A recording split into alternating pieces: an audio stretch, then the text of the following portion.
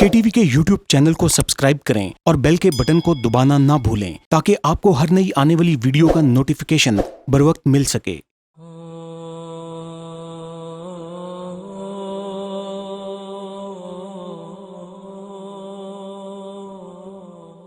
I was born Transfiguration Minkler.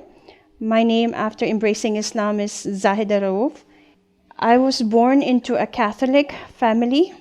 I have a bachelor's degree from a US university. I'm American.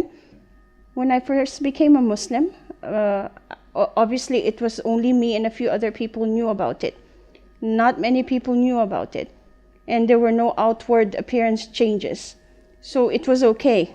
But the moment I started wearing the hijab, the scarf, then there were some changes. People started asking me questions. Why are you doing this? Did somebody tell you to do it? Why? A lot of whys. And that's part of the difficulties that Muslims face, maybe, new Muslims face in the West, because there's a difference in how they act, what they do, and how they appear, compared to maybe if you become a Muslim in Pakistan. Everybody already wears a scarf. Everybody already wears a dupatta. It's like, it's not so difficult for you to become a Muslim. The difficulty arises when you go back to your family, because you are with family and the majority of them are not Muslims.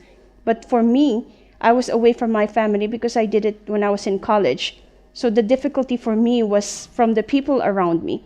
And it was not a personal difficulty, alhamdulillah. It was more of people started looking at me differently. They started acting towards me differently. But generally speaking, it's okay, because when I was working and they knew that I was Muslim, they made provisions for me.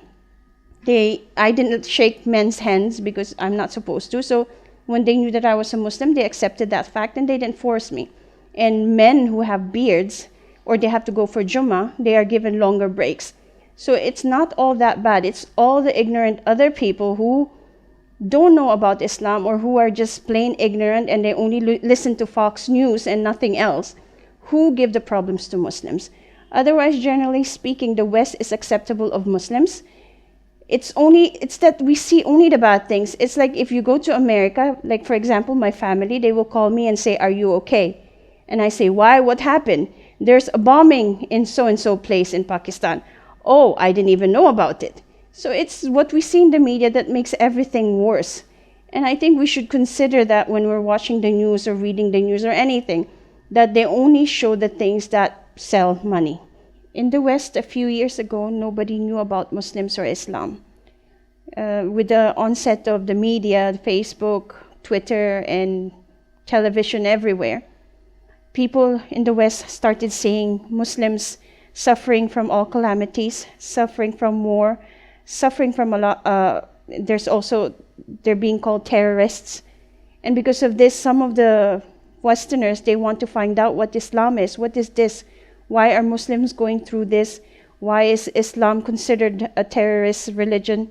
So when they find out, then they realize that it's the truth, and some of them become Muslims. Becoming a Muslim in the West, if you embrace Islam in the West, it's a little bit more difficult than if you were to become a Buddhist, a Hindu, or an atheist, if you want.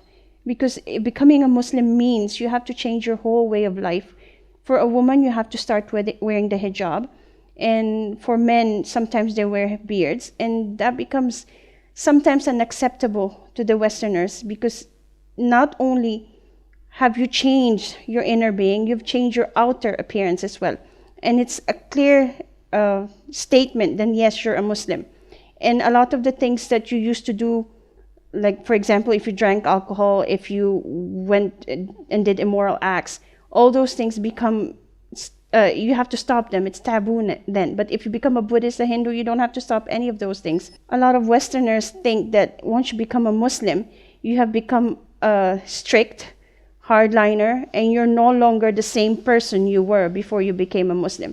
And that's a big misconception, because I think once you become a Muslim, you even become a better person than you were before.